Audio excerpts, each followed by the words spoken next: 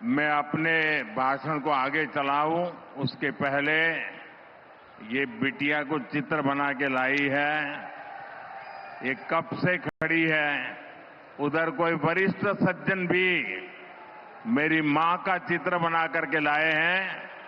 मैं आपके इस प्यार के लिए आपका बहुत आभारी हूं। मैं मेरे एसपी जी के साथियों से कहता हूं कि आपसे वो कलेक्ट कर लें और ये बिटिया अपना अगर नाम पता लिख देगी तो मैं जरूर आपको चिट्ठी लिखूंगा।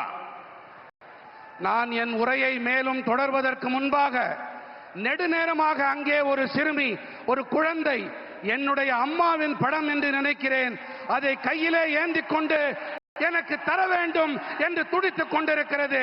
குழந்தை, உன்னுடைய பெயர் அதில் இருந்தால் போதும், இதை நான் பெற்றுக்கொண்டு உனக்கு என்னுடைய நல்லாசி கடிதத்தை கண்டிப்பாக அனுப்புகின்றேன். என்னுடைய நண்பர்கள் அதை பெற்றுக்கொண்டு என்னிடம் தருமாறு கேட்டுக்கொள்கிறேன். थैंक यू बेटा। நன்றி பெண்ணே. ये बच्ची कुछ कह रही है, भाई जरा देखो। उसका नाम पता अगर नहीं लिखा है तो लिखवा लो।